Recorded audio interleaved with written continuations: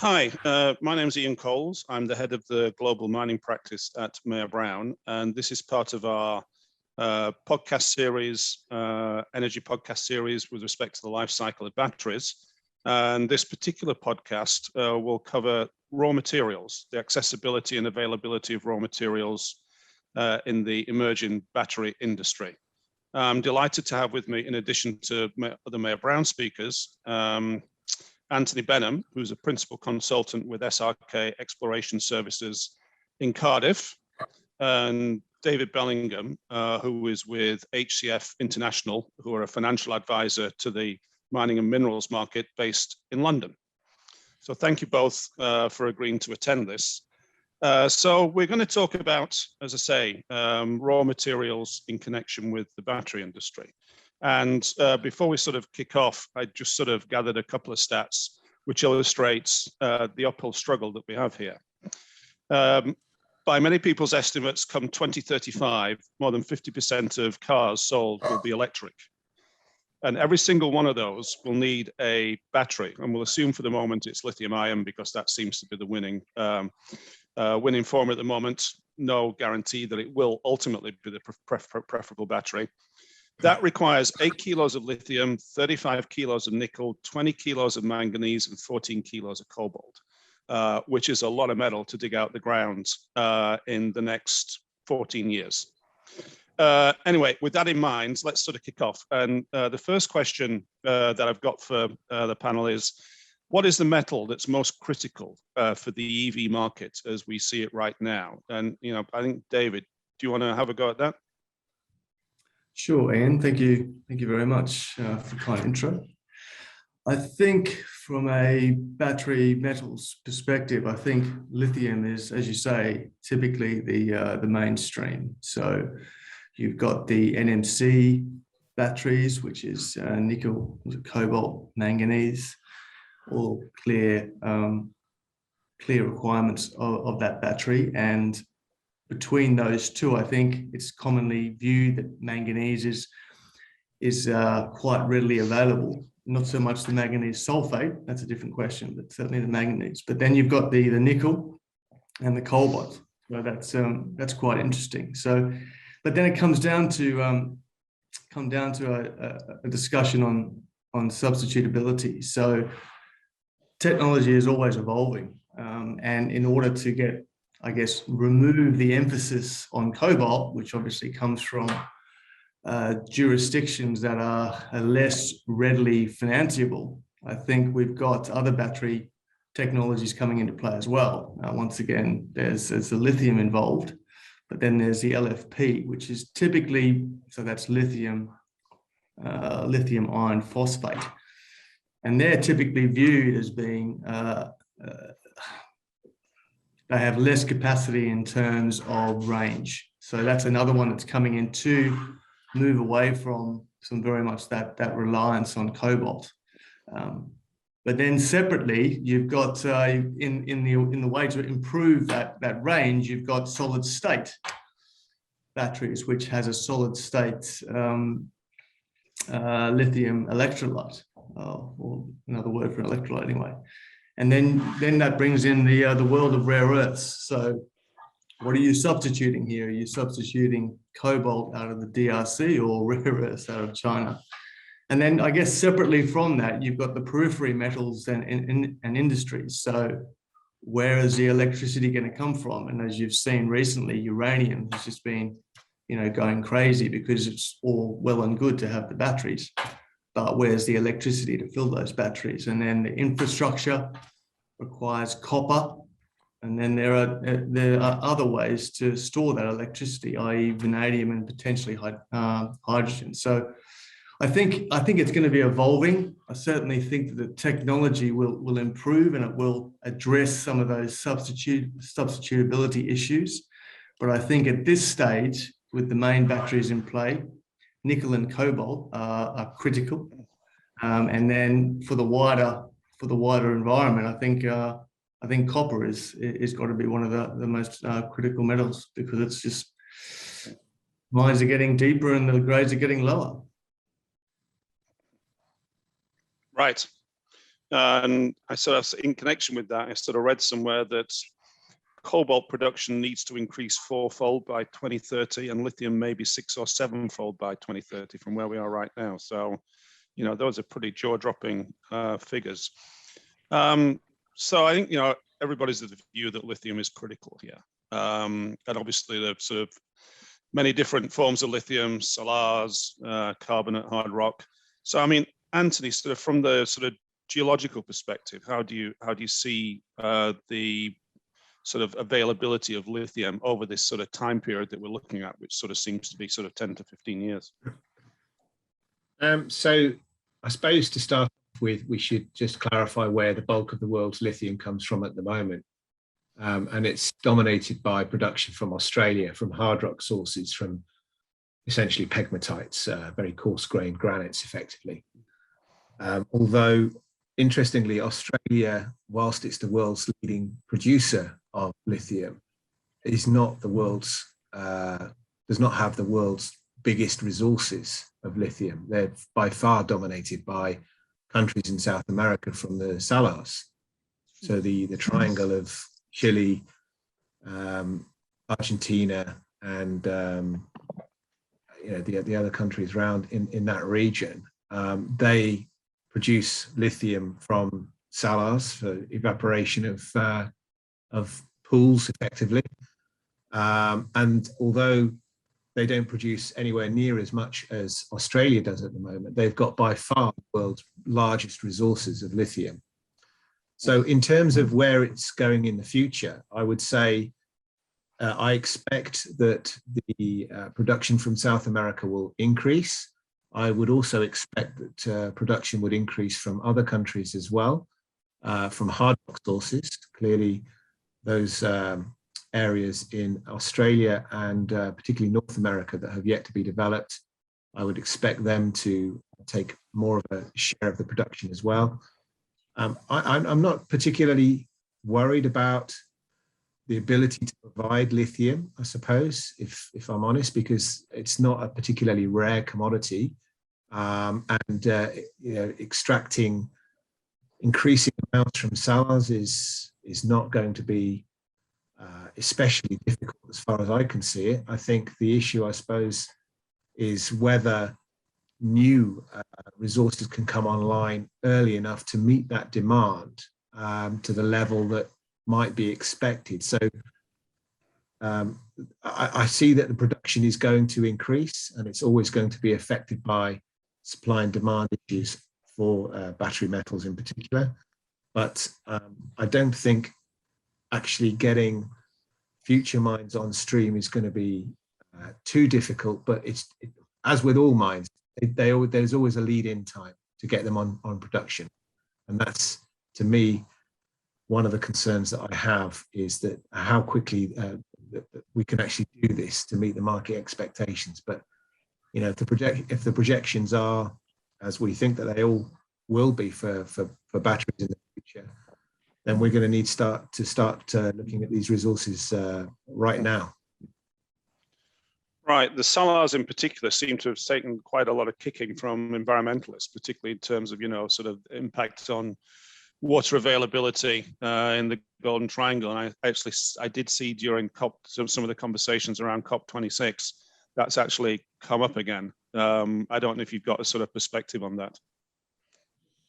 I haven't heard of those environmental concerns. No, just as a matter of fact, on, you know, the impact it does have on water availability, as opposed to, you know, one's issue on how you sort of feel about that politically, if you will. Okay, sure. So from a water availability point of view, yes, absolutely, there are some environmental concerns to consider for salars. I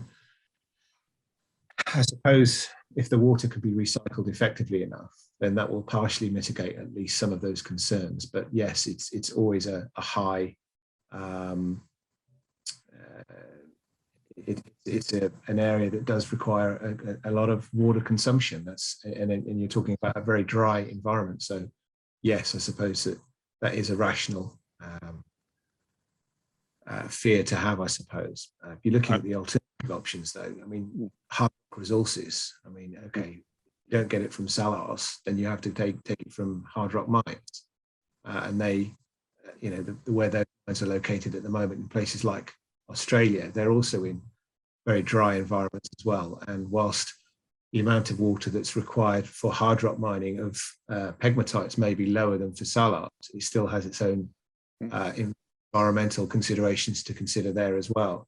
Unfortunately, mining is one of those industries where there will always be a trade-off between what industry is able to do against the concerns for the environment, and it will always be that way. Right. I mean, there's no particular approach that has zero environmental effect, right? Because I know those who are interested in deep sea mining sort of say, if you dig a hole in the ground or you try and evaporate a salar, that's very messy. Why don't we go and suck up some nodules from the ocean floor? And of course, there's a big environmental debate around that now because of the impact it has on the deep sea environment. Yeah, massively. Deep sea mining is something that there are some companies looking into that at the moment, as you rightly said. The issues with deep sea mining, of course, is that the environmental impact is at this stage very unknown, and a lot more research needs to go into that. It's a case of out of sight, out of mind for a lot of these mines, and I think that isn't necessarily the right way that we should be looking at things. I think that there are naturally concerns about the effects of deep sea mining on the subsurface environment. It's understandable. We know very little about these at the moment. It needs to be looked into a lot more. I think that there needs to be a lot more research basically before it is taken forward into a commercial environment. Right. I actually chaired a panel which Oxford University put on around sort of deep sea mining.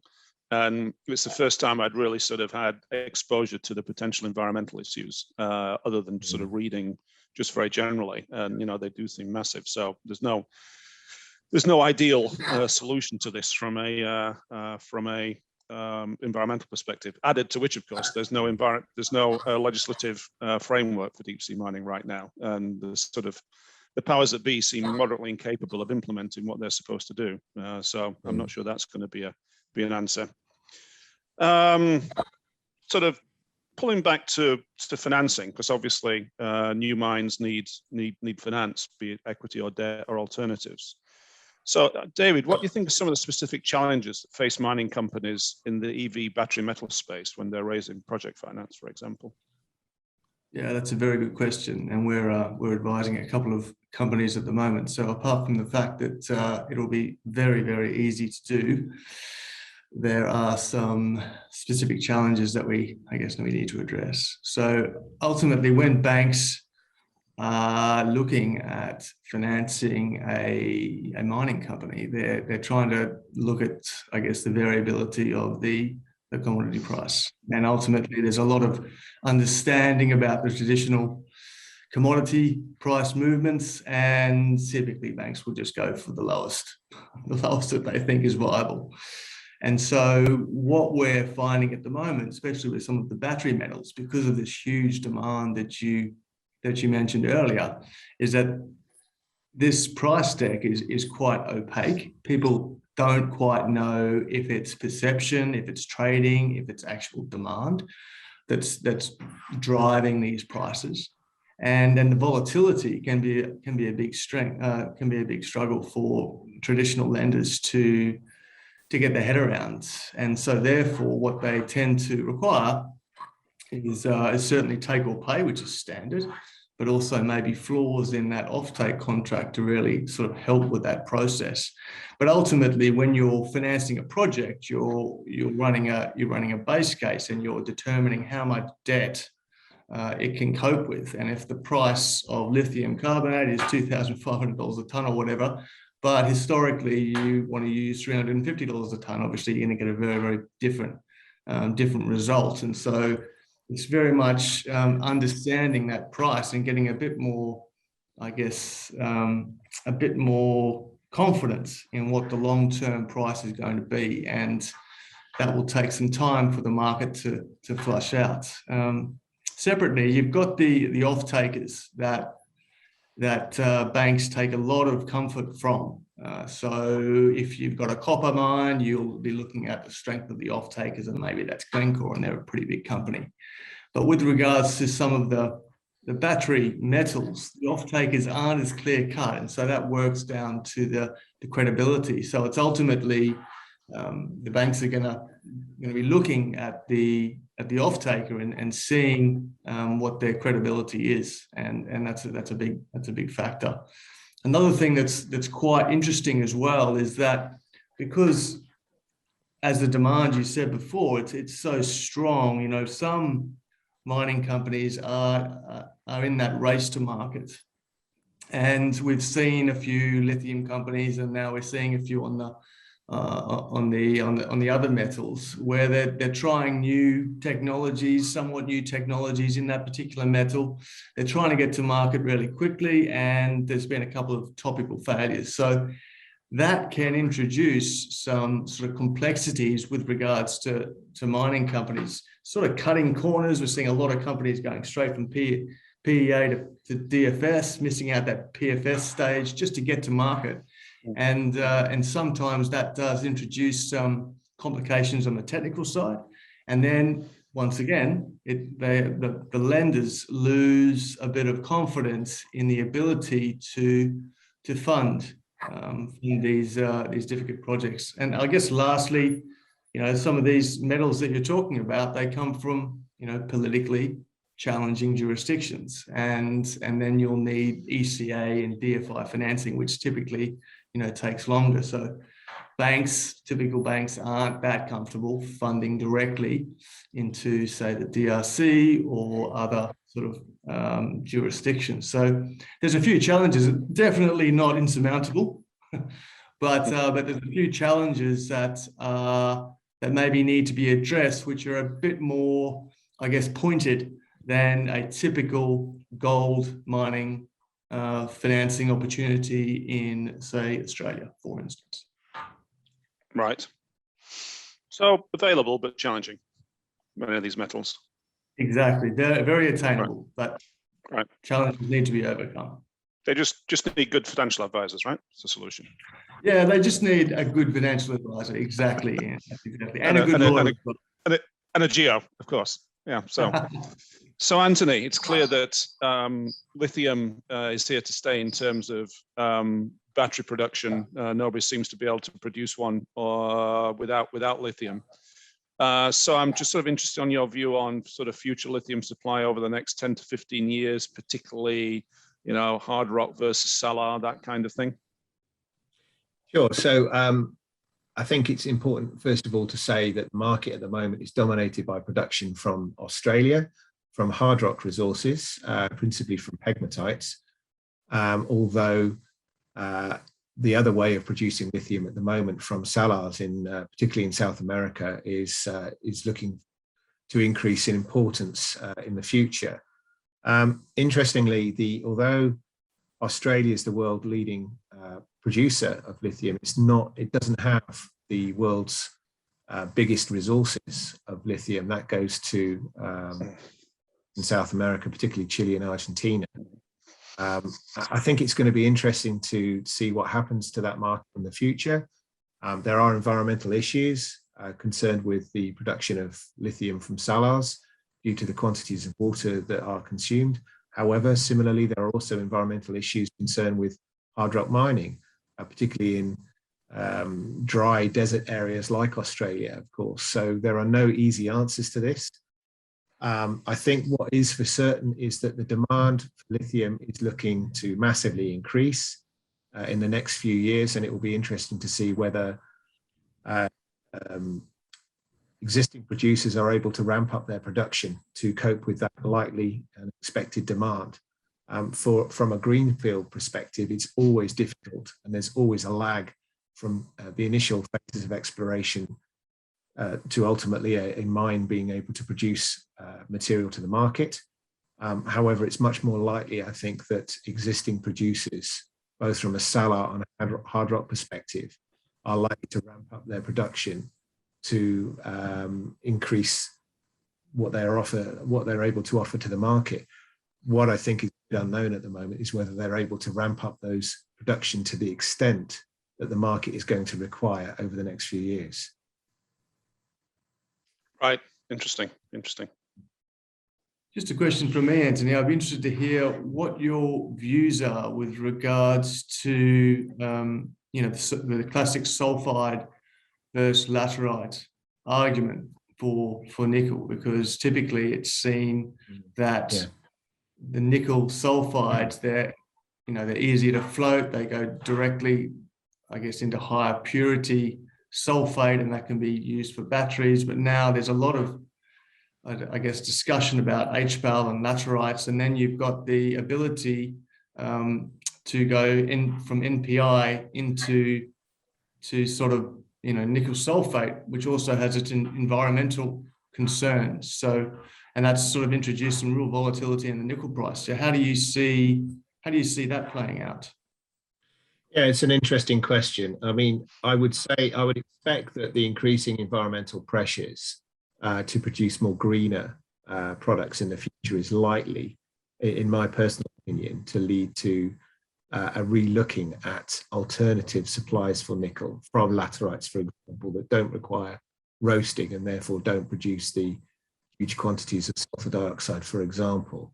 And I would expect producers will be looking to source their metal production from more ethically and environmentally, socially aware producers are producing their products with the least environmental impact possible. So I would imagine that, lateritic nickel, for example, being slightly more difficult to actually win or produce the nickel from that compared with sulfide resources. But I would expect, or I could anticipate perhaps, a switching from traditional sulfide ores to a lateritic ore, and the consumers of this metal actually requiring the producers to be more environmentally aware, and that will probably drive a shift from one to the other. Thank you. That's just my predictions. I'm not saying it's backed up by anything at the moment, but that's looking at what's happening from an environmental perspective, looking what's happening elsewhere. It wouldn't surprise me if consumers of these materials are wanting, almost like the Kimberley process for diamonds, you actually want to verify where your product is coming from, so that you can actually stamp it to say this is from an ethically or environmentally sensitive operation. I mean, ESG and supply chain resolution is increasingly important to virtually everybody who's in the mining industry. You can't see nobody of any substance is sort of ignoring that nowadays. So I think you're right. That's going to be increasingly important as things go on. Sort of the other metal. Well, not the single other metal, but how about cobalt? 60 odd % of it comes from DRC. Which would be great if there was lots of it elsewhere. But somebody tells me that 60 odd % of it in the ground is also in the DRC. So what's the sort of alternatives there? This is a lot more challenging for cobalt than anything else. You're right. 60% of the world's resources are in DRC, and a lot of that is produced from from techniques that are under scrutiny at the moment, should we say. Substitution for cobalt is a lot more difficult at the moment, and alternatives from DRC elsewhere in the world are certainly more limited.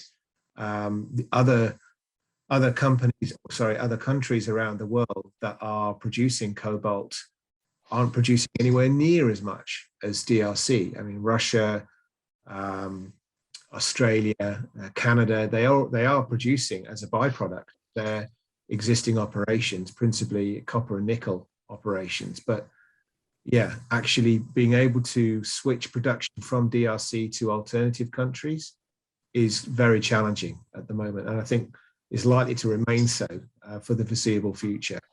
So I don't really see, in the short term, I don't see too many other options that we've got, assuming that we still require cobalt to be used in the future, unless people come up with alternative metals that are able to be substituted for cobalt, which I know that people are looking at all the time, but nobody's come up with a viable alternative for certain specifications. Right. And things are moving with such pace, it's sort of difficult to imagine that even if the technology does exist, that mines don't get turned around very quickly, as you pointed out. So supply does not necessarily keep up with technology tremendously effectively. I think you've got 20% of the world's reserves of cobalt in Australia, but I think they're in laterites, aren't they? Which requires HPAL, which, as you said, is potentially more environmentally friendly, but you just require 5 billion to build a mine. So they're there, but it all comes down to an economic decision. And I think it's generally regarded that the grades of cobalt in the DRC are somewhat freakish. I think they're sort of 4 or 5 times anything else in the world, which obviously makes it more economical to extract as well. Yeah, ultimately, I think it will come down to environmental pressure from the producers of, or the consumers rather, of these products, to say we are not prepared to take metal from one place or another, and that will impact on prices clearly for the consumer of these products. And it will be interesting to see whether the consumer is prepared to pay more for a more environmentally sensitively produced product than it would be from a cheaper product that is produced from market stocks, predominantly sourced from DRC. The one positive thing about cobalt, which I've read, is that when it comes to recycling, it's much easier to recycle cobalt out of a battery than it is, to get to recycle lithium and what have you. But that's obviously for the future when it's sort of ramped up and we've got 35 billion batteries out there, or however many we think we're going to need.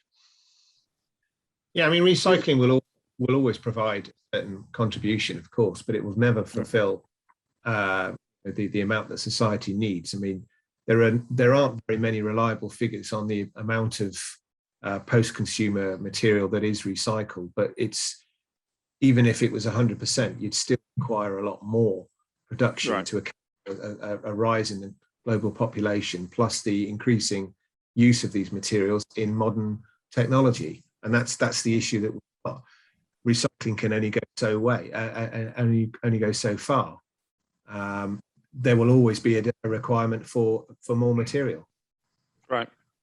I think that's a really interesting point, and also the fact that recycling is hugely topical at the moment, because you've just had almost $1 billion raised by the Tesla co-founder JB Struble, and also Battery Resources, and they're looking specifically into recycling batteries. But ultimately the technology is not quite there because it hasn't needed to be done yet.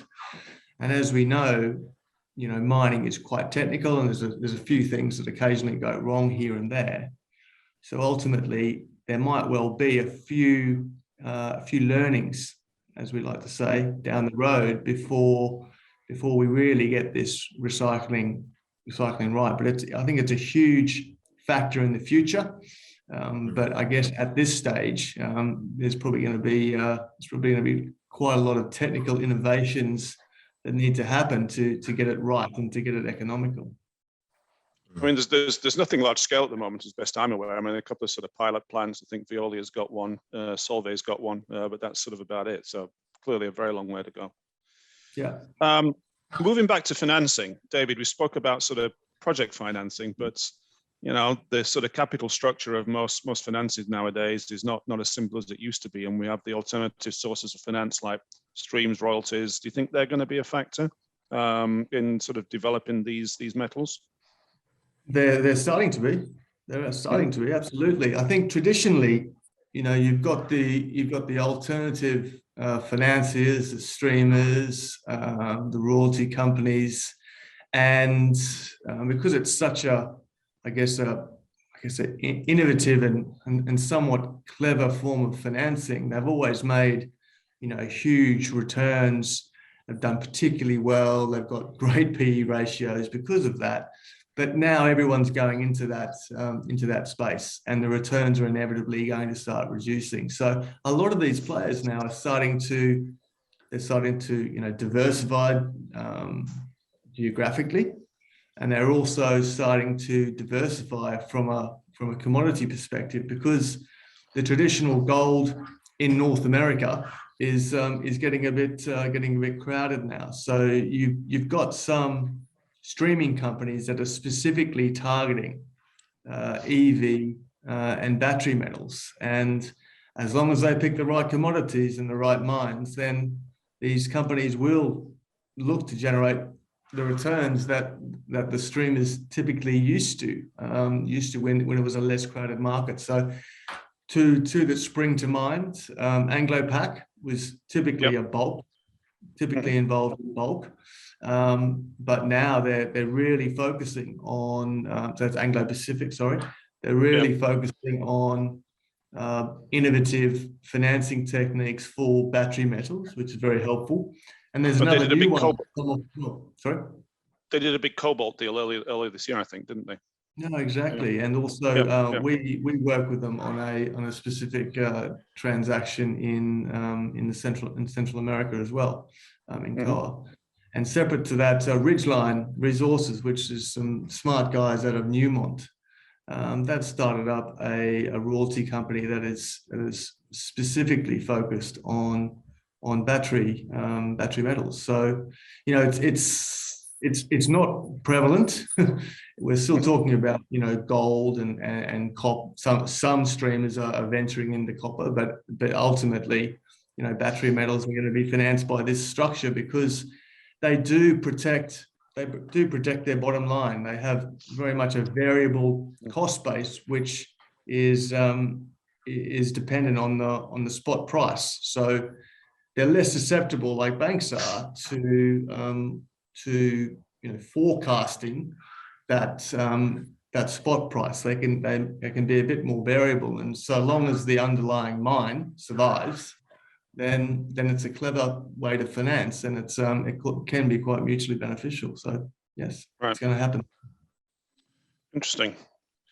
So moving back to supply for particular metals, and the one that really seems to spook politicians and those involved with defense in both Europe and the States and elsewhere, of course, rare earths, where China is so overwhelmingly dominant in terms of every aspect of it, sort of production, export, controls 90% of refining capacity. The US at the moment imports everything, all the rare earths it needs. I know they're trying to reopen Mountain Pass. I think Linus was sort of been given some money to invest in a production facility in Texas. But in terms of sort of diversification, just of digging the stuff out of the ground, how do you feel about that, Anthony, sort of outside China? I mean, they're not particularly rare, right? It's yeah, absolutely. Yeah, I mean, this is one of the things that it's not commonly known, that the term rare earth elements or rare earth metals, and it's unfortunate in a way, because you would appear that it from the term that they are rare commodities, but that's not true at all. They're actually relatively common. The difficulty with rare earth elements is separating each of them from each other. That's the difficulty, and that's in part why China dominates the market at the moment. Supplies about 90% of the world's supply comes from China, and that's not because the distribution of them is concentrated in China. It's just that China has monopolized the successful extraction and separation of the elements themselves, because of their ability to capitalize on relatively cheap labor, and perhaps their ability to extract them using, shall we say, environmental practices that that wouldn't necessarily be acceptable elsewhere in the world, to put it diplomatically. But it is a very filthy business, right? Refining rare earths, wherever you do it. Yeah. It is, and that's in essence the problem. Is that it's an energy intensive, it's an environmentally difficult and not dangerous. That's the wrong word. It's a process that requires a lot of potential damage to the environment, and wherever you do it, these issues are going to remain at the moment until technology adapts in a way that perhaps it makes it easier somehow to extract them from each other. But yeah, wherever it's done, there will be an environmental impact. And at the moment, China is shouldering the bulk of the responsibility for separating the materials from each other and for supplying the world market. But most of the stuff that's actually dug out of the ground is physically dug in China, is that right? Or is it comes from many places actually. There's lots of places around the world that produce it, but the major supplier and refiner of rare earths is China. Right. So most of the world's refining is done in China, but it's not necessarily dominated by production. Clearly, a lot of production does come from China, but some of it is imported to China to be refined. I think again, some people point to deep sea mining because there's some of the nodules off Japan, I think, are supposed to have sort of very rich concentration of rare earths. But that's as we've said in the past, that's also fraught with environmental issues. So there's no easy solution here. Agreed. I don't think there is an easy solution, unfortunately. Well, I think that's sort of the end of the questions on my list. I don't know if there's any other thoughts that either of you sort of got in relation to the general issue of battery metal supply over the next 10, 15 years. I guess if not, then we'll do a wrap. Yeah, I've got a question for Anthony. I guess you've got China playing such a long game, and they have, as a result, they've dominated this rare earth processing capability, potentially because they're using reagents to separate those rare earths that are not they're not on the supermarket shelves, to put it that way. So I'm just wondering, first of all, as China is now showing signs of being a lot more environmentally, responsible, really.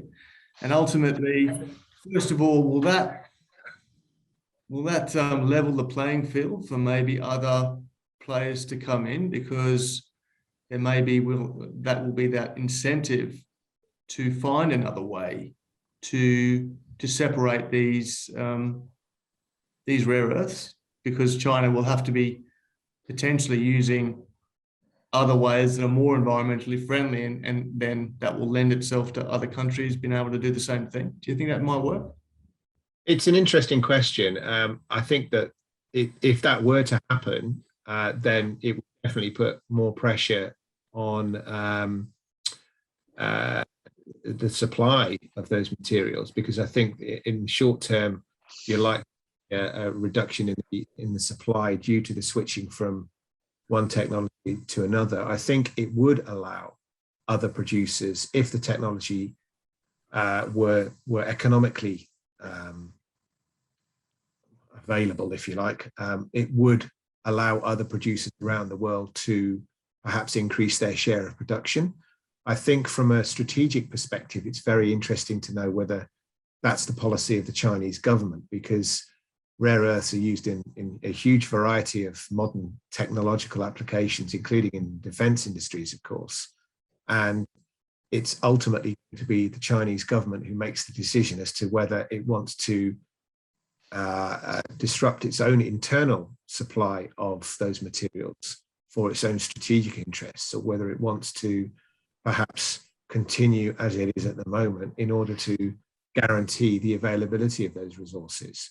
But certainly, if increasing environmental issues continue to occur in China, absolutely it will potentially open the door up for other producers to perhaps increase their share in the market. Thank you. Good, that's great. Well, thanks to both of you, Anthony and David. Really appreciate you participating in this.